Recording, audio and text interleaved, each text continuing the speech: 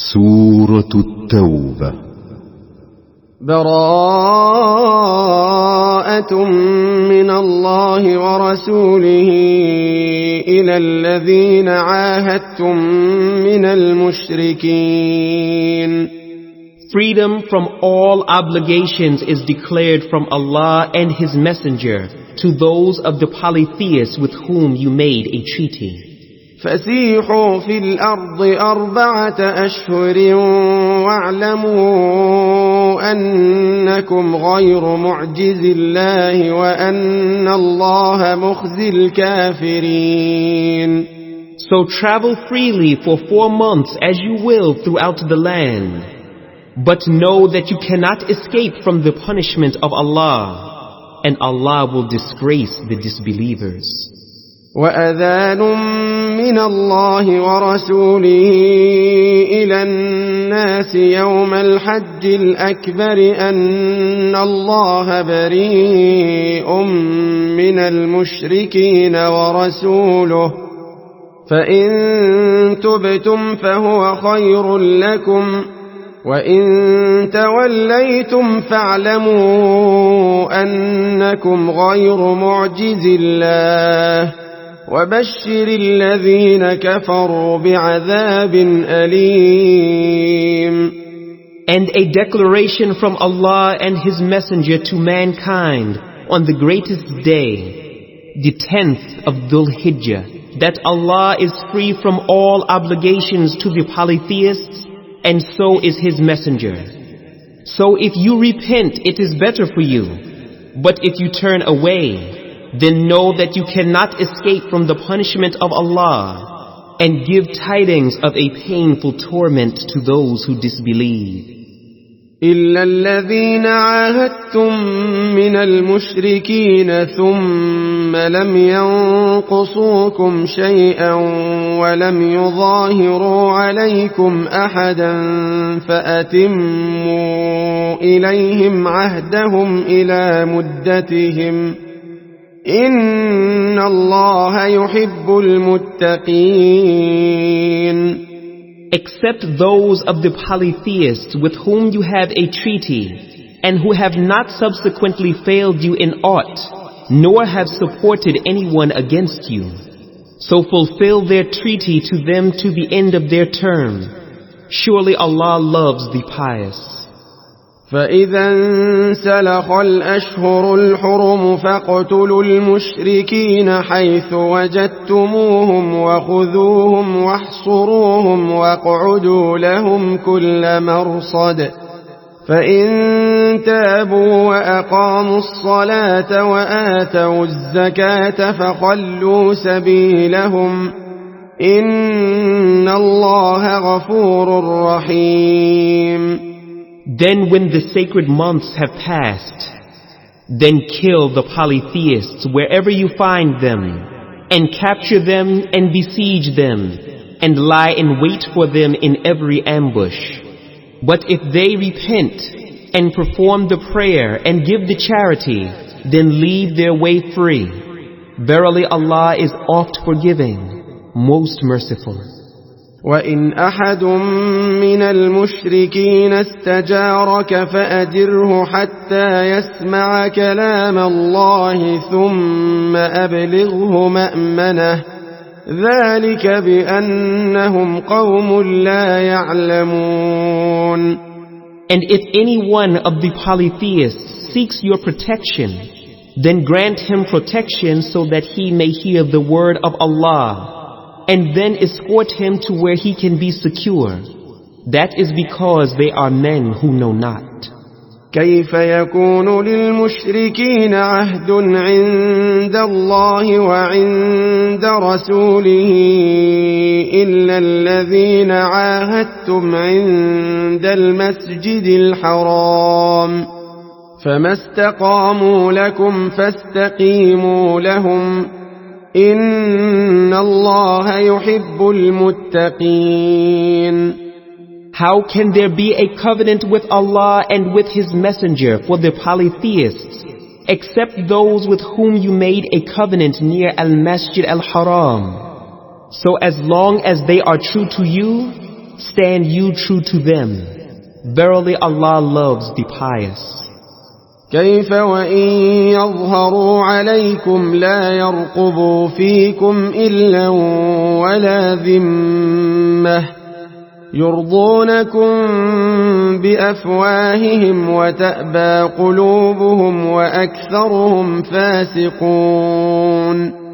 How can there be such a covenant with them that when you are overpowered by them, they regard not the ties either of kinship or of covenant with you? With good words from their mouths they please you, but their hearts are averse to you, and most of them are rebellious. اشتروا بآيات الله ثمنا قليلا فصدوا عن سبيله إنهم ساء ما كانوا يعملون. They have purchased with the proofs and revelations of Allah a little gain, and they hindered men from His way. Evil indeed is that which they used to do. لا يرقبون في مؤمن إلا ولا ذمة وأولئك هم المعتدون. With regard to a believer, they respect not the ties, either the kinship or of covenant. It is they who are the transgressors. فإن تابوا وأقاموا الصلاة وآتوا الزكاة فإخوانكم في الدين ونفصل الآيات لقوم يعلمون. But if they repent, perform the prayer, and give the charity, then they are your brethren in religion. In this way we explain the proofs and revelations in detail for a people who know. وَإِن نَكَثُوا أَيْمَانَهُم مِّن بَعْدِ عَهْدِهِمْ وَطَعَنُوا فِي دِينِكُمْ فَقَاتِلُوا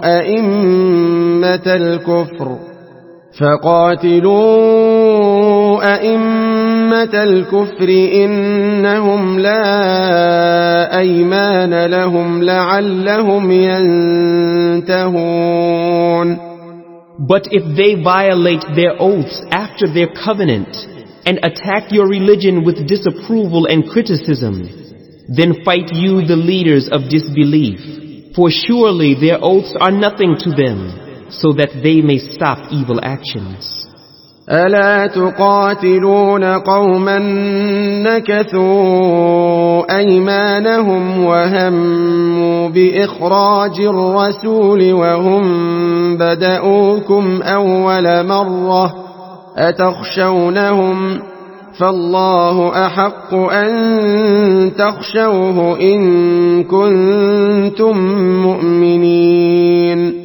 Will you not fight a people who have violated their oaths and intend to expel the messenger while they did attack you first? Do you fear them? Allah has more right that you should fear Him if you are believers. قاتلوهم يعذبهم الله بأيديكم ويخزهم وينصركم عليهم ويشف صدور قوم مؤمنين. Fight against them so that Allah will punish them by your hands and disgrace them, and give you victory over them and heal the breasts of a believing people. ويذهب غيظ قلوبهم ويتوب الله على من يشاء والله عليم حكيم. And remove the anger of their hearts. Allah accepts the repentance of whom He wills. Allah is all-knowing, all-wise. أم حسبتم أن تتركوا ولما يعلم الله الذين جاهدوا منكم ولم يتخذوا من دون الله ولا رسوله ولا المؤمنين وليجة والله خبير بما تعملون. Do you think that you shall be left alone, while Allah has not yet tested those among you who have striven hard and fought, and have not taken the disbelievers as helpers besides Allah and His Messenger and the believers? Allah is well acquainted with what you do. ما كان للمشركين أن يعمروا مساجد الله شاهدين على أنفسهم بالكفر أولئك حبطت أعمالهم وفي النار هم خالدون. It is not for the polytheists to maintain the mosques of Allah while they witness against their own selves of disbelief. The works of such are in vain, and in fire shall they abide.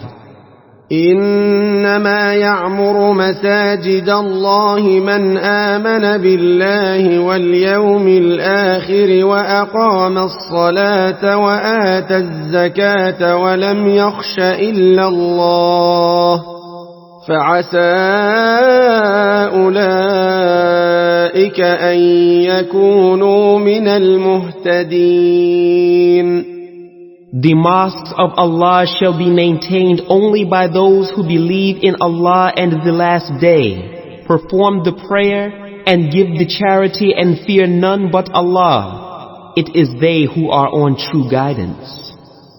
أجعلتم سقاية الحاج وعمارة المسجد الحرام كمن آمن بالله واليوم الآخر وجاهد في سبيل الله لا يستوون عند الله والله لا يهدي القوم الظالمين.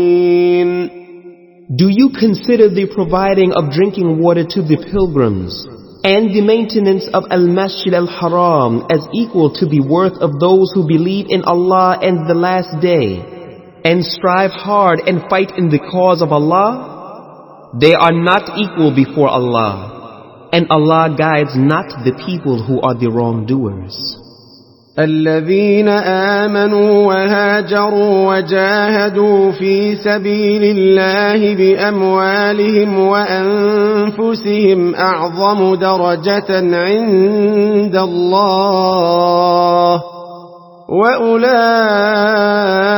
هم الفائزون. Those who believed and immigrated and strove hard and fought in Allah's cause with their wealth and their lives are far higher in degree with Allah. They are the successful. يبشرهم ربهم برحمة منه ورضوان وجنات لهم فيها نعيم مقيم. Their Lord gives them glad tidings of mercy from Him, and His being pleased with them, and of gardens for them wherein are everlasting delights. خالدين فيها أبدا إن الله عنده أجر عظيم. They will dwell therein forever. Verily with Allah is a great reward. يا أيها الذين آمنوا لا تتخذوا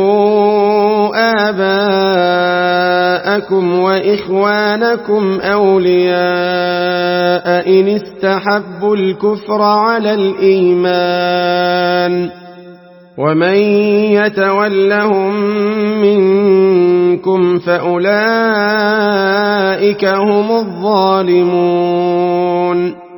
O you who believe, take not as supporters and helpers your fathers and your brothers if they prefer disbelief to belief. And whoever of you does so, then he is of the wrongdoers. قل إن كان آباؤكم وأبناؤكم وإخوانكم وأزواجكم وعشيرتكم وأموال اقترفتموها وتجارة تخشون كسادها ومساكن ترضونها أحب إليكم من الله ورسوله وجهاد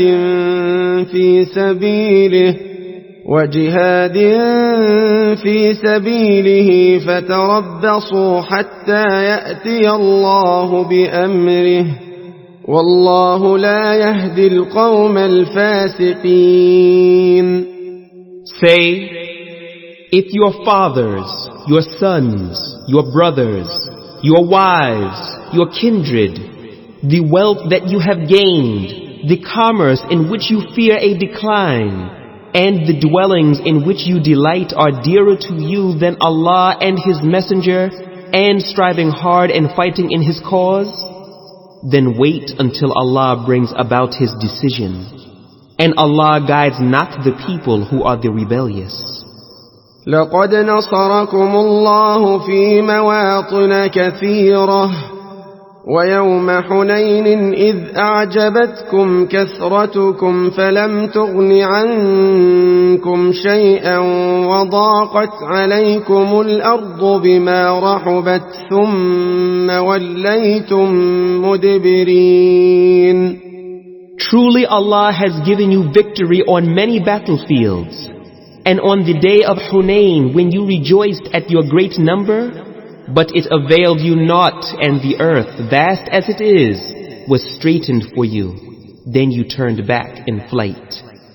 ثم أنزل الله سكينته على رسوله وعلى المؤمنين وأنزل جنودا لم تروها وعذب الذين كفروا وذلك جزاء الكافرين. Then Allah did send down His tranquility and reassurance on the messenger and on the believers, and sent down forces from the angels which you saw not, and punished the disbelievers. Such is the recompense of the disbelievers. ثم يتوب الله من بعد ذلك على من يشاء والله غفور رحيم. Then after that Allah will accept the repentance of whom He wills, and Allah is oft forgiving, most merciful. يا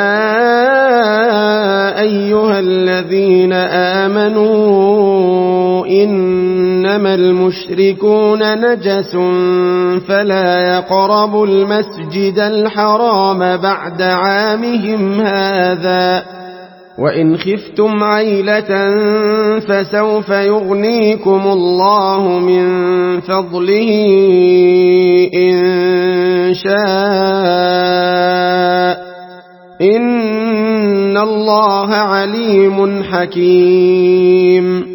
O you who believe, verily the polytheists are impure, so let them not come near Al-Masjid Al-Haram after this year. And if you fear poverty, Allah will enrich you if He wills out of His bounty. Surely Allah is all-knowing, all-wise. قاتلوا الذين لا يؤمنون بالله ولا باليوم الآخر ولا يحرمون ما حرم الله ورسوله ولا يدينون دين الحق من الذين أوتوا الكتاب حتى يعطوا الجزية عن يد وهم صاغرون. Fight against those who believe not in Allah, nor in the last day, nor forbid that which has been forbidden by Allah and His Messenger, and those who acknowledge not the religion of truth among the people of the Scripture, until they pay the tax with willing submission and feel themselves subdued. وقالت اليهود عزير ابن الله وقالت النصارى المسيح ابن الله ذلك قولهم بأفواههم يضاهئون قول الذين كفروا من قبل قاتلهم الله أنى يؤفكون. And the Jews say, Uzair is the son of Allah. And the Christians say, the Messiah is the son of Allah. That is their saying with their mouths, resembling the saying of those who disbelieved aforetime. Allah's curse be on them, how they are deluded away from the truth. اتخذوا أحبارهم ورهبانهم أربابا من دون الله والمسيح ابن مريم وما أمروا إلا ليعبدوا إلها واحدا لا إله إلا هو سبحانه عما يشركون. They took their rabbis and their monks to be their lords besides Allah. And they also took as their Lord the Messiah, son of Maryam, while they were commanded to worship none but one God. None has the right to be worshipped but He. Glorified is He from having the partners they associate with Him.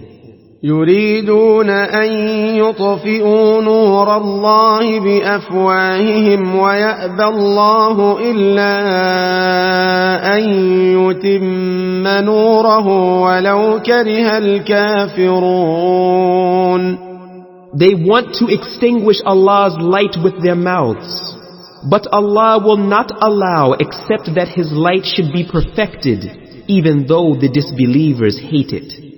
هو الذي أرسل رسوله بالهدى ودين الحق ليظهره على الدين كله ولو كره المشركون.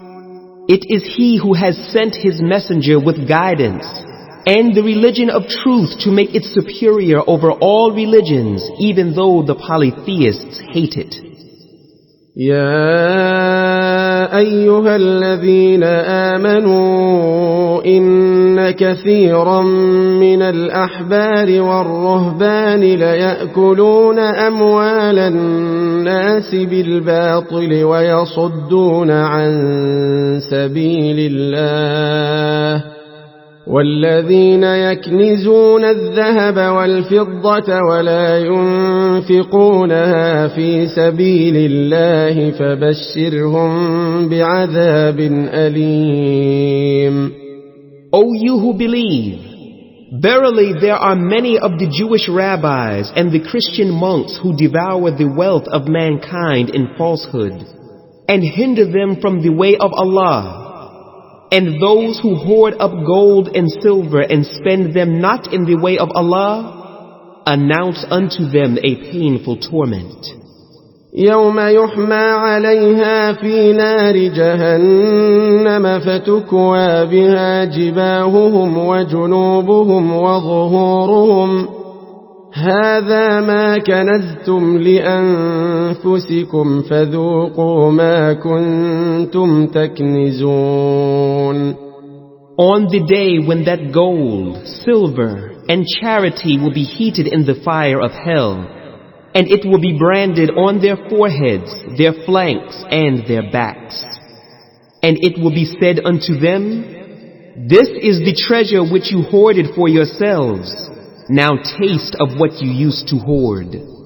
إن عدة الشهور عند الله 12 شهرا في كتاب الله يوم خلق السماوات والأرض منها 4 حرم ذلك الدين القيم فلا تظلموا فيهن أنفسكم وقاتلوا المشركين كافة كما يقاتلونكم كافة واعلموا أن الله مع المتقين. Verily, the number of months with Allah is 12 months in a year. So was it ordained by Allah on the day when He created the heavens and the earth. Of them, 4 are sacred. That is the right religion, so wrong not yourselves therein. And fight against the polytheists collectively as they fight against you collectively. But know that Allah is with those who are the pious. إنما النسيء زيادة في الكفر يضل به الذين كفروا يحلونه عاما ويحرمونه عاما ليواطئوا عدة ما حرم الله فيحلوا ما حرم الله زين لهم سوء أعمالهم والله لا يهدي القوم الكافرين. The postponing of a sacred month is indeed an addition to disbelief. Thereby the disbelievers are led astray, for they make it lawful 1 year and forbid it another year in order to adjust the number of months forbidden by Allah. And they make lawful what Allah has forbidden. The evil of their deeds is made fair seeming to them, and Allah guides not the people who disbelieve. يا أيها الذين آمنوا ما لكم إذا قيل لكم انفروا في سبيل الله اثاقلتم إلى الأرض أرضيتم بالحياة الدنيا من الآخرة فما متاع الحياة الدنيا في الآخرة إلا قليل. O you who believe, what is the matter with you that when you are asked to march forth in the cause of Allah you cling heavily to the earth? Are you pleased with the life of this world rather than the hereafter? But little is the enjoyment of the life of this world as compared to the hereafter. إلا تنفروا يعذبكم عذابا أليما ويستبدل قوما غيركم ولا تضروه شيئا والله على كل شيء قدير. If you march not forth, He will punish you with a painful torment and will replace you by another people. And you cannot harm him at all. And Allah is able to do all things. إلا تنصروه فقد نصره الله إذ أخرجه الذين كفروا ثاني اثنين إذ هما في الغار إذ يقول لصاحبه لا تحزن إن الله معنا فأنزل الله سكينته عليه وأيده بجنود لم تروها وجعل كلمة الذين كفروا السفلى وكلمة الله هي العليا والله عزيز حكيم. If you help him not, it does not matter. For Allah did indeed help him when the disbelievers drove him out, the second of the two. When they were in the cave, he said to his companion, "Be not sad, surely Allah is with us." Then Allah sent down His tranquility upon him and strengthened him with forces of angels which you saw not, and made the word of those who disbelieved the lowermost, while the word of Allah that became the uppermost. And Allah is Almighty, All-Wise. انفروا خفافا وثقالا وجاهدوا بأموالكم وأنفسكم في سبيل الله ذلكم خير لكم إن كنتم تعلمون. March forth, whether you are light or heavy, and strive hard with your wealth and your lives in the cause of Allah. This is better for you if you but know. لو كان عرضا قريبا وسفرا قاصدا لاتبعوك ولكن بعدت عليهم الشقة وسيحلفون بالله لو استطعنا لخرجنا معكم يهلكون أنفسهم والله يعلم إنهم لكاذبون. Had it been a near gain and an easy journey, they would have followed you. But the distance was long for them, and they would swear by Allah, "If only we could, we would certainly have come forth with you." They destroy their own selves, and Allah knows that they are liars. عفى الله عنك لما أذنت لهم حتى يتبين لك الذين صدقوا وتعلم الكاذبين. May Allah forgive you. Why did you grant them leave for remaining behind until those who told the truth were seen by you in a clear light and you had known the liars? لا يستأذنك الذين يؤمنون بالله واليوم الآخر أن يجاهدوا بأموالهم وأنفسهم والله عليم بالمتقين. Those who believe in Allah and the last day would not ask your leave to be exempted from fighting with their properties and their lives. And Allah is the all-knower of the pious. إنما يستأذنك الذين لا يؤمنون بالله واليوم الآخر وارتابت قلوبهم فهم في ريبهم يترددون.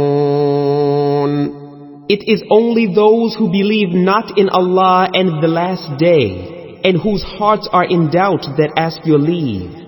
So in their doubts they waver. ولو أرادوا الخروج لأعدوا له عدة ولكن كره الله بعاثهم فثبطهم وقيل اقعدوا مع القاعدين. And if they had intended to march out, certainly they would have made some preparation for it. But Allah was averse to their being sent forth, so He made them lag behind, and it was said to them, "Sit you among those who sit at home." لو خرجوا فيكم ما زادوكم إلا خبالا ولأوضعوا خلالكم يبغونكم الفتنة وفيكم سماعون لهم والله عليم بالظالمين. Had they marched out with you, they would have added to you nothing except disorder. And they would have hurried about in your midst, spreading corruption and sowing sedition among you. And there are some among you who would have listened to them. And Allah is the all-knower of the wrongdoers. لقد ابتغوا الفتنة من قبل وقلبوا لك الأمور حتى جاء الحق وظهر أمر الله وهم كارهون. Verily, they had plotted sedition before and had upset matters for you, until the truth came and the decree of Allah became manifest, though they hated it. ومنهم من يقول ائذن لي ولا تفتني ألا في الفتنة سقطوا وإن جهنم لمحيطة بالكافرين. And among them is he who says, "Grant me leave and put me not into trial. Surely they have fallen into trial. And verily hell is surrounding the disbelievers." إن تصبك حسنة تسؤهم وإن تصبك مصيبة يقولوا قد أخذنا أمرنا من قبل ويتولوا وهم فرحون. If good befalls you, it grieves them. But if a calamity overtakes you, they say, we took our precaution beforehand, and they turn away rejoicing. قل لن يصيبنا إلا ما كتب الله لنا هو مولانا وعلى الله فليتوكل المؤمنون. Say, nothing shall ever happen to us except what Allah has ordained for us. He is our protector. And in Allah let the believers put their trust.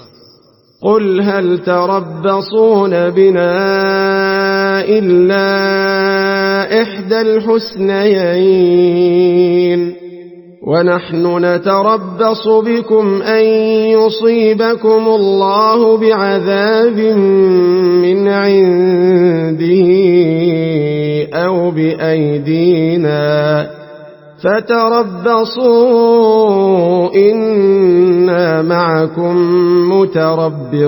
متربصون. Say, do you wait for us anything except one of the two best things, martyrdom or victory, while we await for you either that Allah will afflict you with a punishment from Himself or at our hands. So wait, we too are waiting with you. قل أنفقوا طوعا أو كرها لن يتقبل منكم إنكم كنتم قوما فاسقين. Say, spend in Allah's cause willingly or unwillingly. It will not be accepted from you. Verily, you are ever a people who are rebellious and disobedient to Allah. وما منعهم أن تقبل منهم نفقاتهم إلا أنهم كفروا بالله وبرسوله ولا يأتون الصلاة إلا وهم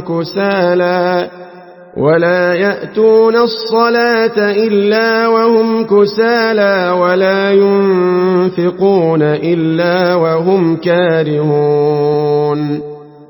And nothing prevents their contributions from being accepted from them except that they disbelieved in Allah and in His Messenger, and that they came not to the prayer except in a lazy state, and they offer not contributions but unwillingly. فلا تعجبك أموالهم ولا أولادهم إنما يريد الله ليعذبهم بها في الحياة الدنيا وتزهق أنفسهم وهم كافرون. So let not their wealth nor their children amaze you. In reality, Allah's plan is to punish them with these things in the life of this world, and that their souls shall depart while they are disbelievers. ويحلفون بالله إنهم لمنكم وما هم منكم ولكنهم قوم يفرقون. They swear by Allah that they are truly of you, while they are not of you, but they are a people who are afraid. لو يجدون ملجأ أو مغارات أو مدخلا لولوا إليه وهم يجمحون. Should they find a refuge or caves or a place of concealment, they would turn straightway thereto with a swift rush. ومنهم من يلمزك في الصدقات فإن أعطوا منها رضوا وإن لم يعطوا منها إذا هم يسخطون. And of them are some who accuse you in the matter of the distribution of the alms. If they are given part thereof, they are pleased. But if they are not given thereof, behold, they are enraged. ولو أنهم رضوا ما آتاهم الله ورسوله وقالوا حسبنا الله سيؤتينا الله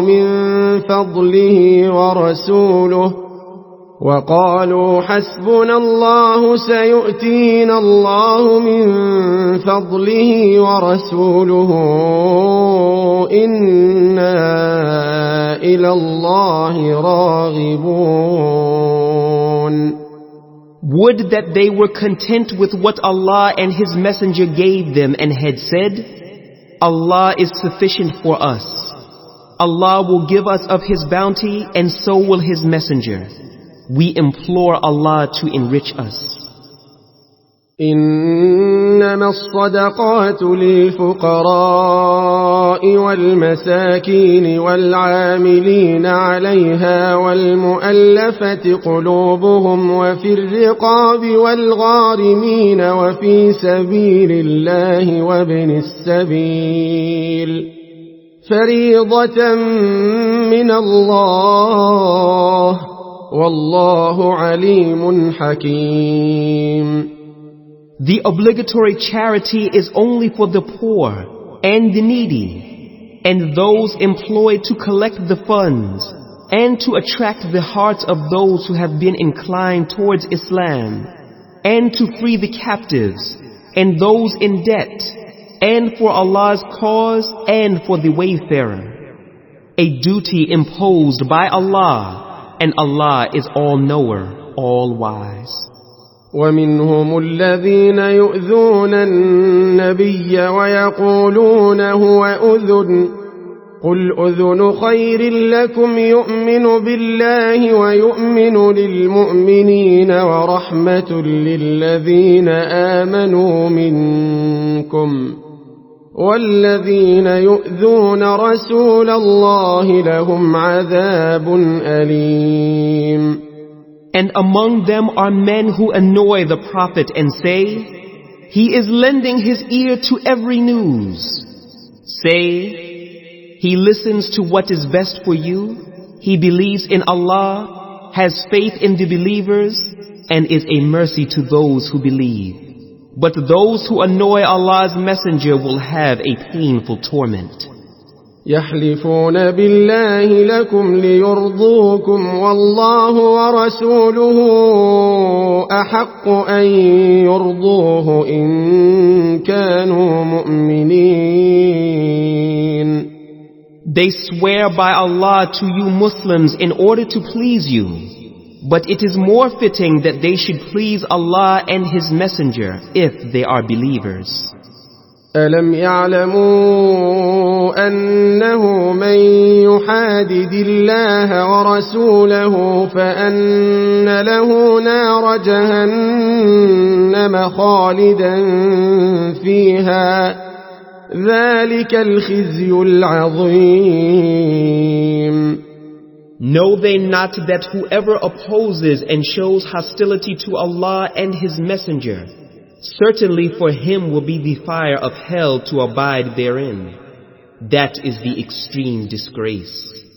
يحذر المنافقون أن تنزل عليهم سورة تنبئهم بما في قلوبهم قل استهزئوا إن الله مخرج ما تحذرون. The hypocrites fear lest a chapter of the Qur'an should be revealed about them, showing them what is in their hearts. Say, go ahead and mock, but certainly Allah will bring to light all that you fear. وَلَئِن سَأَلْتَهُمْ لَيَقُولُنَّ إِنَّمَا كُنَّا نَخُوضُ وَنَلْعَبُ قُلْ أَبِاللَّهِ وَآيَاتِهِ وَرَسُولِهِ كُنْتُمْ تَسْتَهْزِئُونَ. If you ask them about this, they declare, we were only talking idly and joking. Say, Was it at Allah and His proofs and revelations and His messenger that you were mocking? لا تعتذروا قد كفرتم بعد إيمانكم إن نعف عن طائفة منكم نعذب طائفة بأنهم كانوا مجرمين. Make no excuse. You disbelieved after you had believed. If we pardon some of you, we will punish others amongst you because they were criminals. المنافقون والمنافقات بعضهم من بعض يأمرون بالمنكر وينهون عن المعروف ويقبضون أيديهم نسوا الله فنسيهم إن المنافقين هم الفاسقون. The hypocrites, men and women, are one from another. They enjoin on the people disbelief and all that Islam has forbidden, and forbid people from all that Islam orders one to do, and they close their hands from giving. They have forgotten Allah, so He has forgotten them. Verily the hypocrites are the rebellious and disobedient to Allah. وعد الله المنافقين والمنافقات والكفار نار جهنم خالدين فيها هي حسبهم ولعنهم الله ولهم عذاب مقيم. Allah has promised the hypocrites, men and women, and the disbelievers the fire of hell. Therein shall they abide. It will suffice them. Allah has cursed them, and for them is the lasting torment.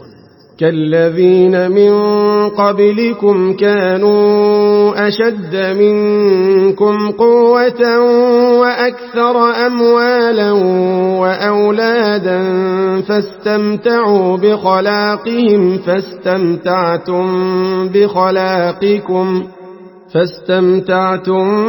بخلاقكم كما استمتع الذين من قبلكم بخلاقهم وخضتم كالذي خاضوا أولئك حبطت أعمالهم في الدنيا والآخرة وأولئك هم الخاسرون. Like those before you, they were mightier than you in power and more abundant in wealth and children. They had enjoyed their portion a while. So enjoy your portion a while as those before you enjoyed their portion. And you indulge in play and pastime as they indulged in play and pastime.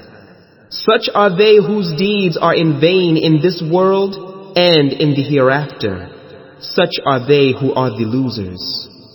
ألم يأتهم نبأ الذين من قبلهم قوم نوح وعاد وثمود وقوم إبراهيم وأصحاب مدين والمؤتفكات أتتهم رسلهم بالبينات فما كان الله ليظلمهم ولكن كانوا أنفسهم يظلمون. Has not the story reached them of those before them? The people of Nuh, Ad and Thamud, the people of Ibrahim, the dwellers of Midian, and the cities overthrown. To them came their messengers with clear proofs. So it was not Allah who wronged them, but they used to wrong themselves. والمؤمنون والمؤمنات بعضهم أولياء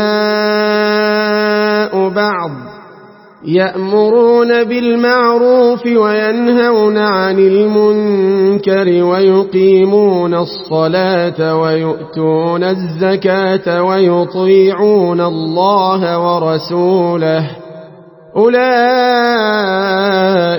سيرحمهم الله إن الله عزيز حكيم. The believers, men and women, are helpers and supporters of one another. They enjoin on the people all that Islam orders one to do, and forbid the people from all that Islam has forbidden. They perform the prayer, and they give the charity, and obey Allah and His Messenger. Allah will have His mercy on them. Surely Allah is Almighty, All-Wise. وعد الله المؤمنين والمؤمنات جنات تجري من تحتها الأنهار خالدين فيها ومساكن طيبة في جنات عدن ورضوان من الله أكبر ذلك هو الفوز العظيم. Allah has promised the believers, men and women, gardens under which rivers flow to dwell therein forever, and beautiful mansions in gardens of paradise. But the greatest bliss is the good pleasure of Allah. That is the supreme success. يا أيها النبي جاهد الكفار والمنافقين واغلظ عليهم ومأواهم جهنم وبئس المصير. O Prophet, strive hard against the disbelievers and the hypocrites, and be harsh against them. Their abode is hell, and worst indeed is that destination. يحلفون بالله ما قالوا ولقد قالوا كلمة الكفر وكفروا بعد إسلامهم وهموا بما لم ينالوا وما نقموا إلا أن أغناهم الله ورسوله من فضله فإن يتوبوا يك خيرا لهم وإن يتولوا يعذبهم الله عذابا أليما في الدنيا والآخرة وما لهم في الأرض من ولي ولا نصير. They swear by Allah that they said nothing bad, but really they said the word of disbelief. And they disbelieved after accepting Islam. And they resolved that plot to murder the Prophet Muhammad, which they were unable to carry out. And they could not find any cause to do so except that Allah and His Messenger had enriched them of His bounty. If then they repent, it will be better for them, but if they turn away, Allah will punish them with a painful torment in this worldly life and in the hereafter. And there is none for them on earth as a protector or a helper. ومنهم من عاهد الله لئن آتانا من فضله لنصدقن ولنكونن من الصالحين. And of them are some who made a covenant with Allah, saying, if He bestowed on us of His bounty, we will verily give charity, and will be certainly among those who are righteous. فلما آتاهم من فضله بخلوا به وتولوا وهم معرضون. Then when He gave them of His bounty, they became niggardly and turned away averse. فأعقبهم نفاقا في قلوبهم إلى يوم يلقونه بما أخلفوا الله ما وعدوه وبما كانوا يكذبون. So He punished them by putting hypocrisy into their hearts till the day whereon they shall meet Him, because they broke that covenant with Allah which they had promised to Him, and because they used to tell lies.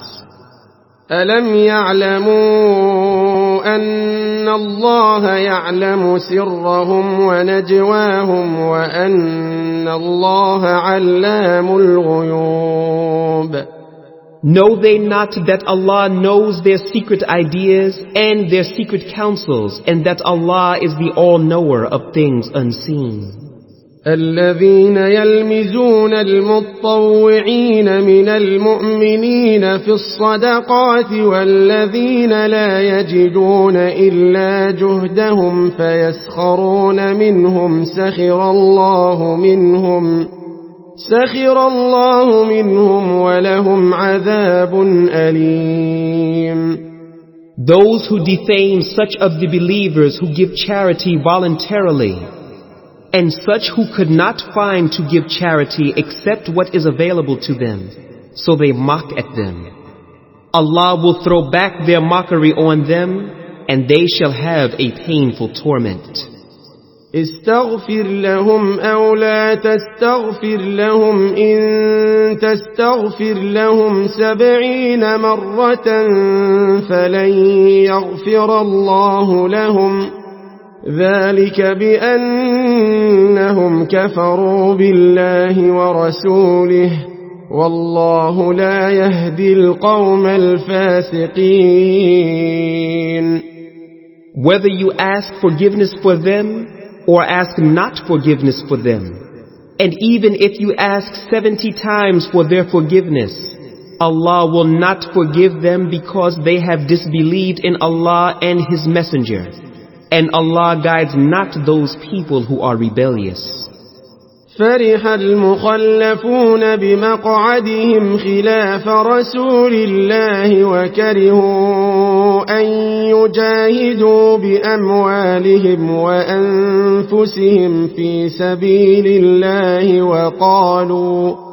وقالوا لا تنفروا في الحر قل نار جهنم أشد حرا لو كانوا يفقهون.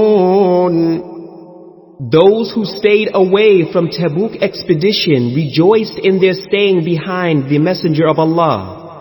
They hated to strive and fight with their properties and their lives in the cause of Allah. And they said, march not forth in the heat. Say, the fire of hell is more intense in heat, if only they could understand. فليضحكوا قليلا وليبكوا كثيرا جزاء بما كانوا يكسبون. So let them laugh a little and they will cry much as a recompense of what they used to earn. فإن رجعك الله إلى طائفة منهم فاستأذنوك للخروج فقل لن تخرجوا معي أبدا ولن تقاتلوا معي عدوا إنكم رضيتم بالقعود أول مرة فاقعدوا مع الخالفين. If Allah brings you back to a party of the hypocrites, and they ask your permission to go out to fight, say, never shall you go out with me, nor fight an enemy with me. You were pleased to sit on the first occasion, then sit now with those who lag behind. ولا تصل على أحد منهم مات أبدا ولا تقم على قبره إنهم كفروا بالله ورسوله وماتوا وهم فاسقون. And never pray the funeral prayer for any of the hypocrites who dies, nor stand at his grave. Certainly they disbelieved in Allah and His Messenger, and died while they were rebellious.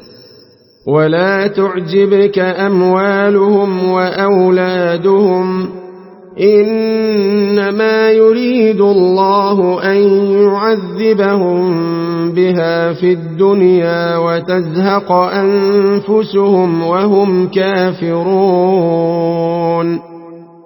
And let not their wealth or their children amaze you.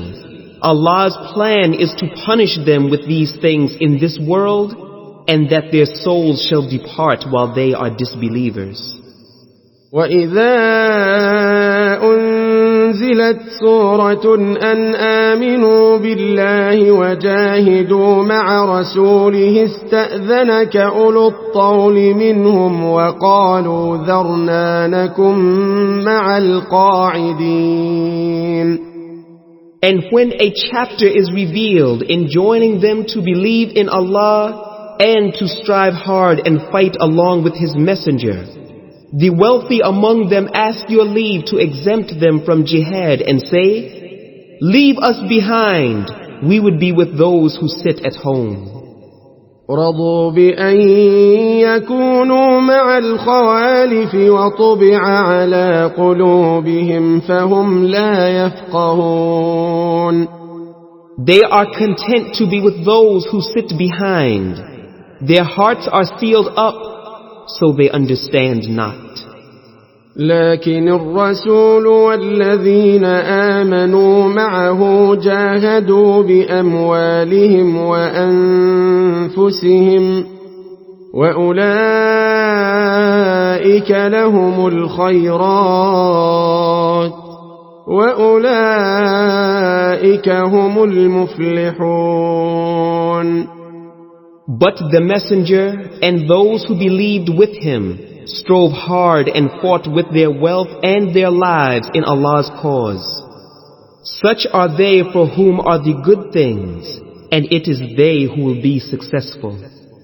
أعد الله لهم جنات تجري من تحتها الأنهار خالدين فيها ذلك الفوز العظيم. For them Allah has got ready gardens under which rivers flow to dwell therein forever. That is the supreme success.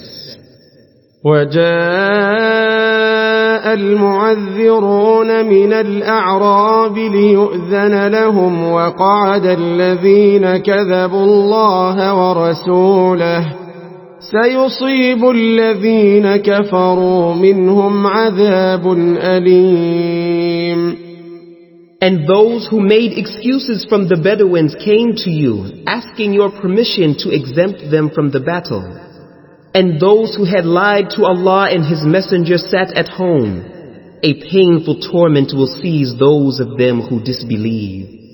ليس على الضعفاء ولا على المرضى ولا على الذين لا يجدون ما ينفقون حرج إذا نصحوا لله ورسوله ما على المحسنين من سبيل والله غفور رحيم. There is no blame on those who are weak or ill or who find no resources to spend in jihad if they are sincere and true in duty to Allah and His Messenger. No ground of complaint can there be against the good doers, and Allah is oft forgiving, most merciful. ولا على الذين إذا ما أتوك لتحملهم قلت لا أجد ما أحملكم عليه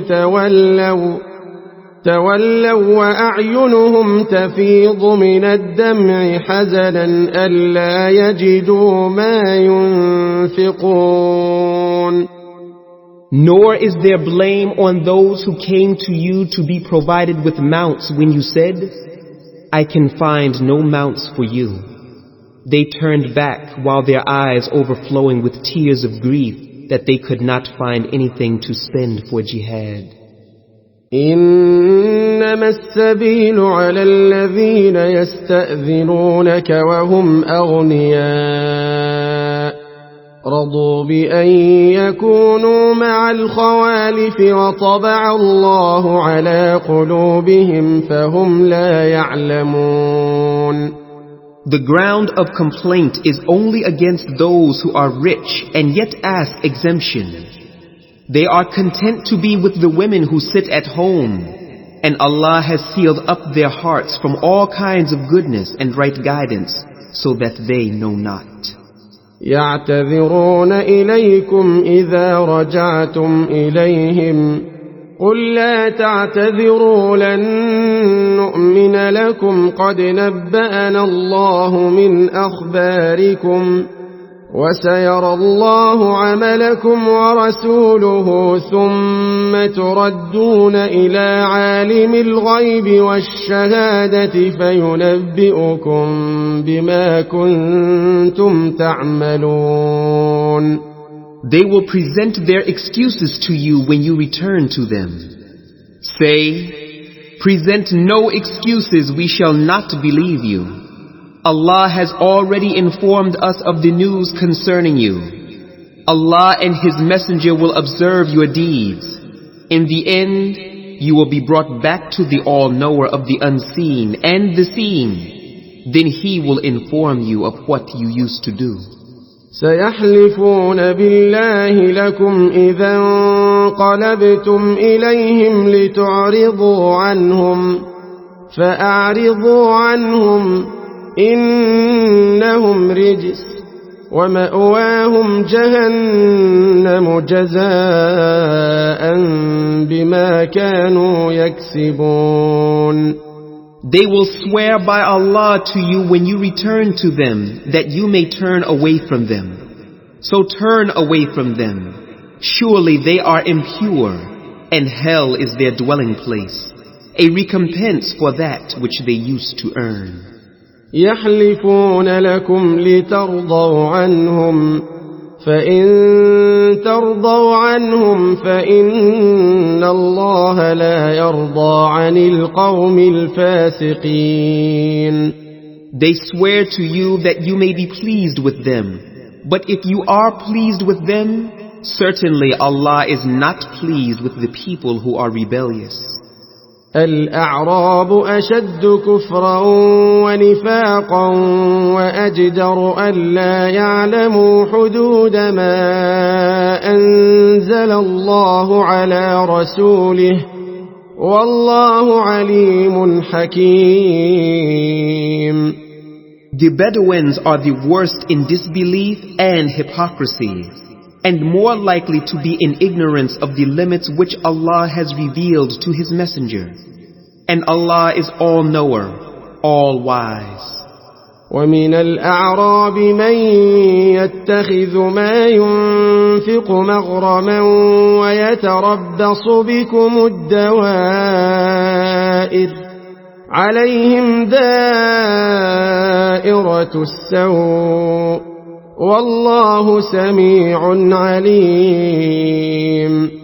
And of the Bedouins there are some who look upon what they spend in Allah's cause as a fine, and watch for calamities to befall you.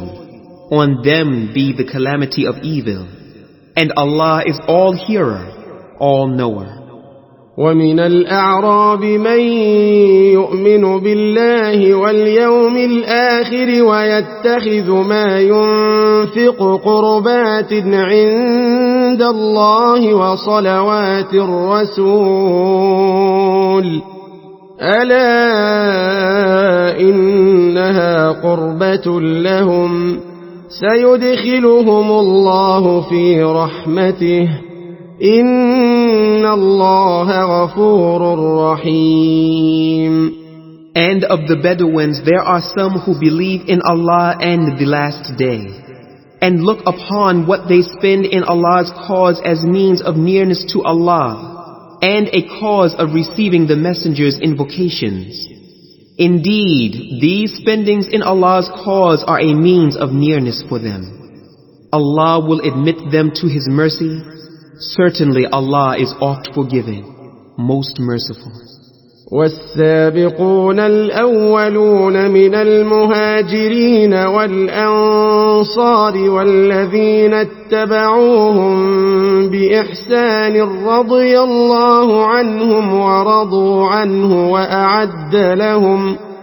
وأعد لهم جنات تجري تحتها الأنهار خالدين فيها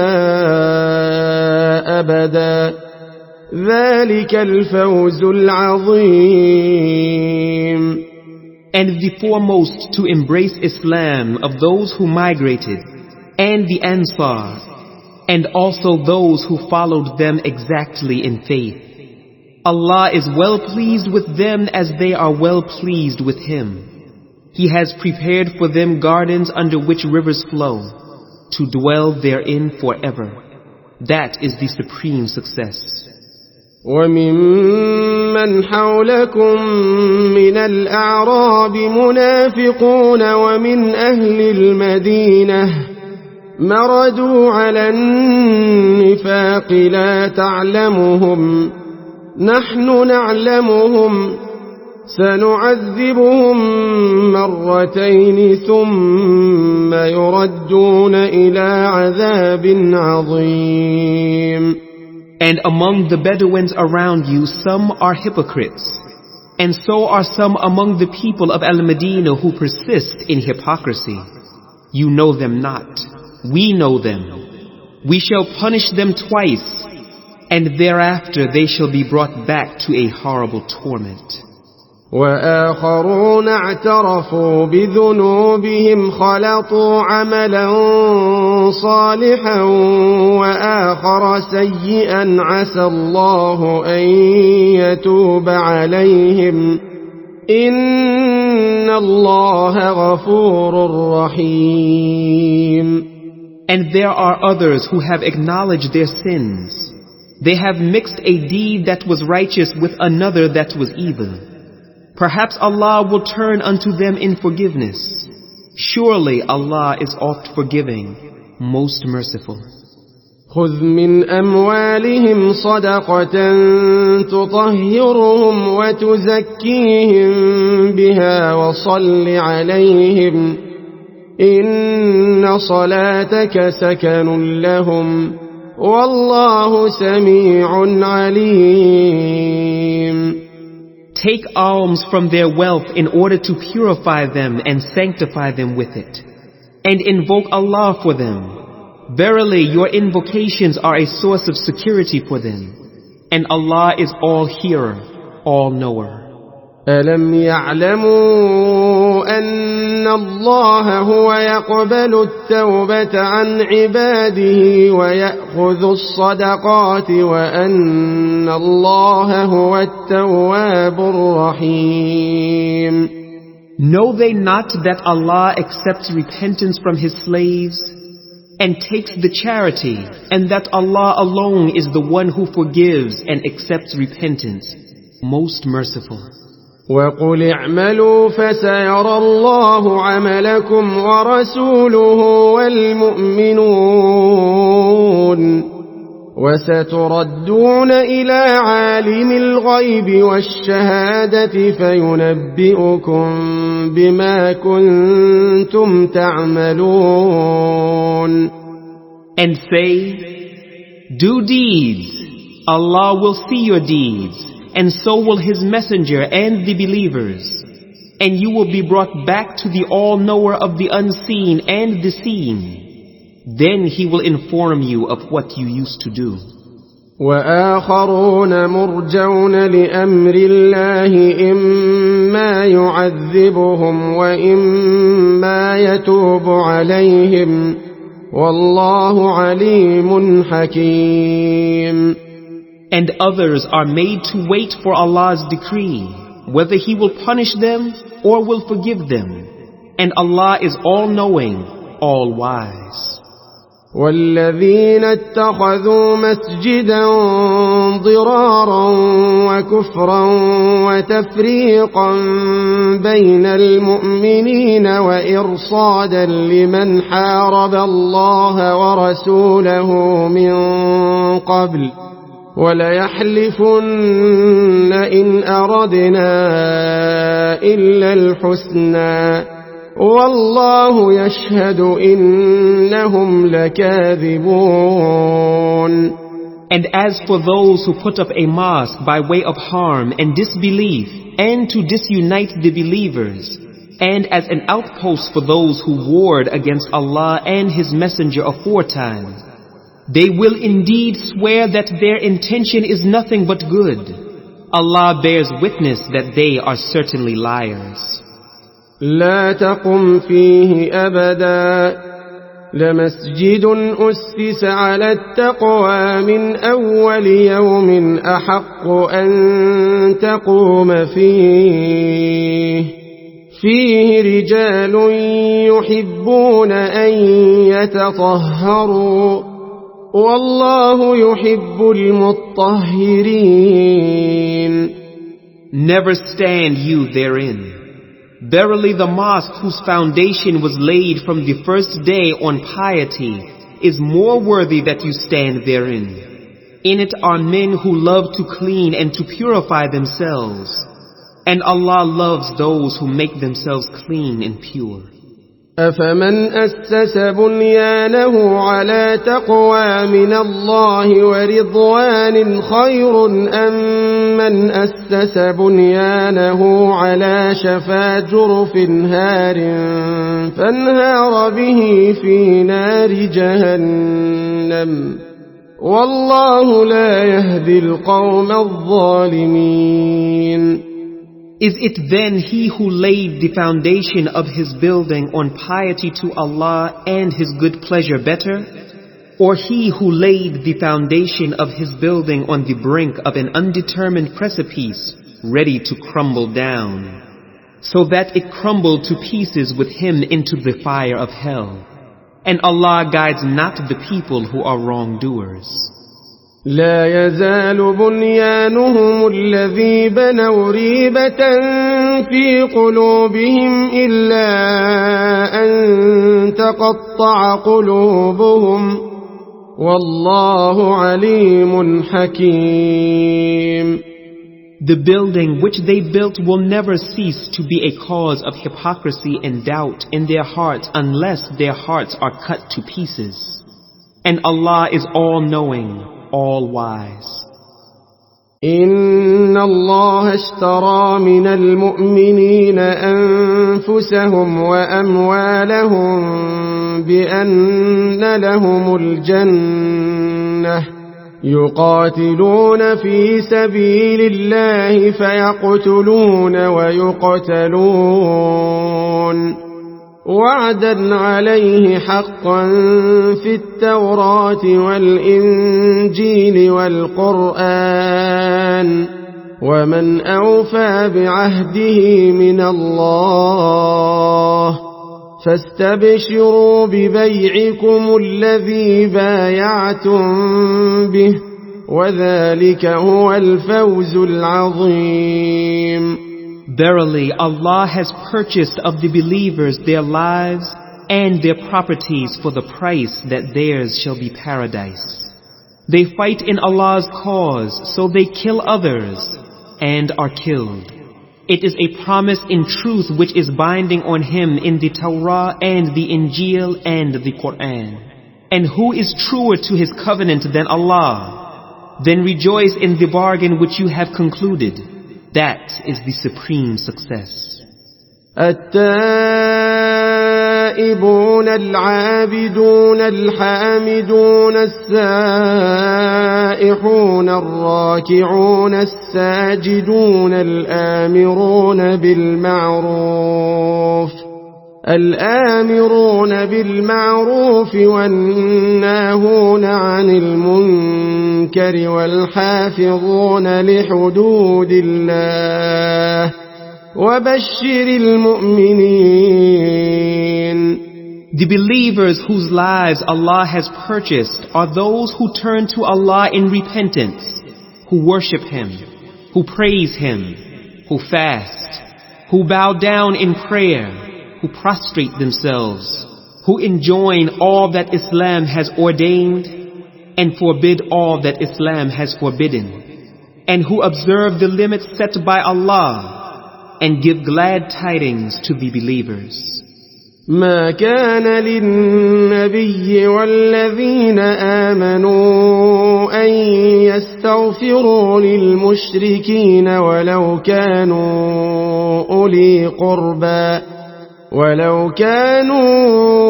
أولي قربى من بعد ما تبين لهم أنهم أصحاب الجحيم.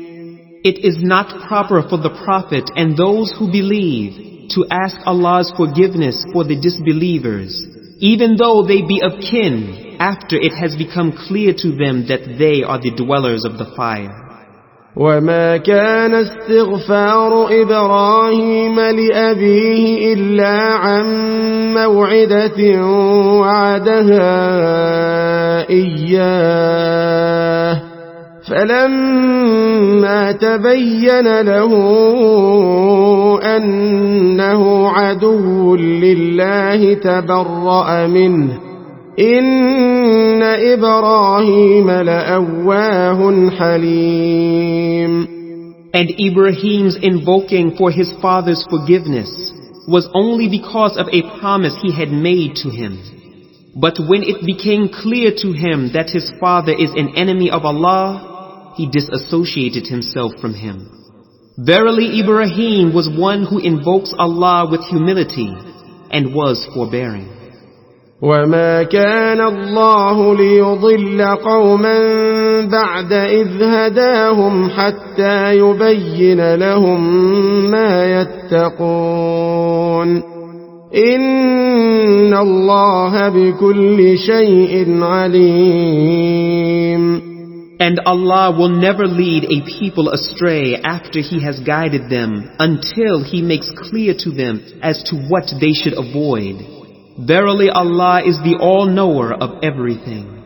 إن الله له ملك السماوات والأرض يحيي ويميت وما لكم من دون الله من ولي ولا نصير.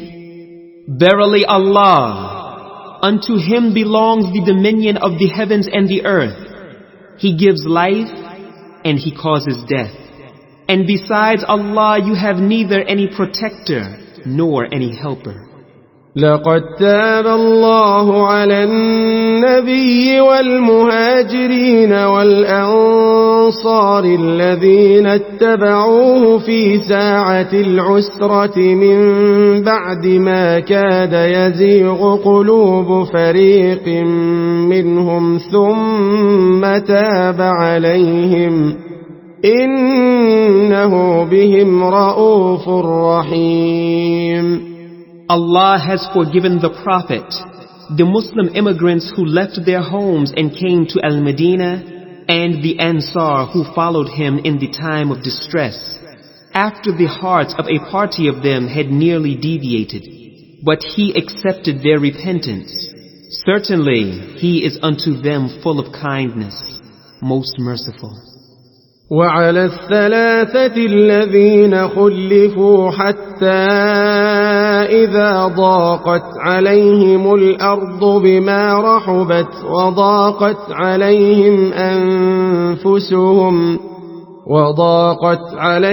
أنفسهم وظنوا أن لا ملجأ من الله إلا إليه ثم تاب عليهم ليتوبوا إن الله هو التواب الرحيم. And He did forgive also the three who did not join the Tabuk expedition till for them the earth, vast as it is, was straightened and their own selves were straightened to them, and they perceived that there is no fleeing from Allah and no refuge but with Him. Then He forgave them. Verily, Allah is the one who forgives and accepts repentance, most merciful. يا أيها الذين آمنوا اتقوا الله وكونوا مع الصادقين. O you who believe, be afraid of Allah and be with those who are true. ما كان لأهل المدينة ومن حولهم من الأعراب أن يتخلفوا عن رسول الله ولا يرغبوا بأنفسهم عن نفسه ذلك بأنهم لا يصيبهم ظمأ ولا نصب ولا مخمصة في سبيل الله ولا يطؤون موطئا يغيظ الكفار ولا ينالون من عدو نيلا إلا كتب لهم به عمل صالح إن الله لا يضيع أجر المحسنين. It was not becoming of the people of Al-Madinah and the Bedouins of the neighborhood to remain behind Allah's messenger when fighting in Allah's cause. And it was not becoming of them to prefer their own lives to His. That is because they suffer neither thirst, nor fatigue, nor hunger in the cause of Allah, nor they take any step to raise the anger of disbelievers, nor inflict any injury upon an enemy, but is written to their credit as a deed of righteousness. Surely, Allah wastes not the reward of the good doers. ولا ينفقون نفقة صغيرة ولا كبيرة ولا يقطعون واديا إلا كتب لهم ليجزيهم الله أحسن ما كانوا يعملون. Nor do they spend anything in Allah's cause, small or great, nor cross a valley, but is written to their credit that Allah may recompense them with the best of what they used to do. وما كان المؤمنون لينفروا كافة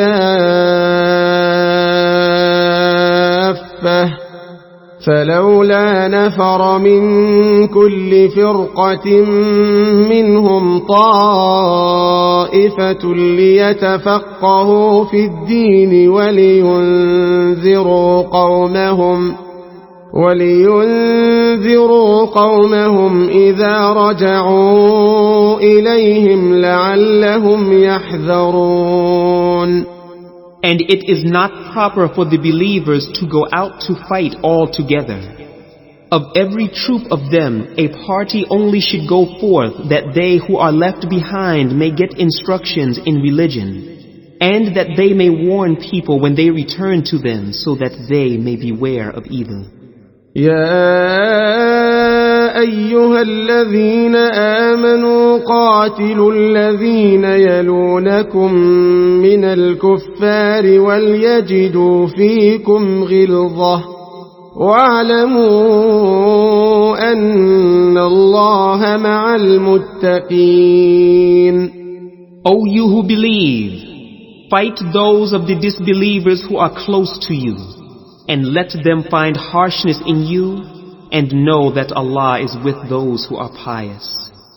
وَإِذَا مَا أُنزِلَتْ سُورَةٌ فَمِنْهُمْ مَنْ يَقُولُ أَيُّكُمْ زَادَتْهُ هَذِهِ إِيمَانًا فَأَمَّا الَّذِينَ آمَنُوا فَزَادَتْهُمْ إِيمَانًا وَهُمْ يَسْتَبْشِرُونَ.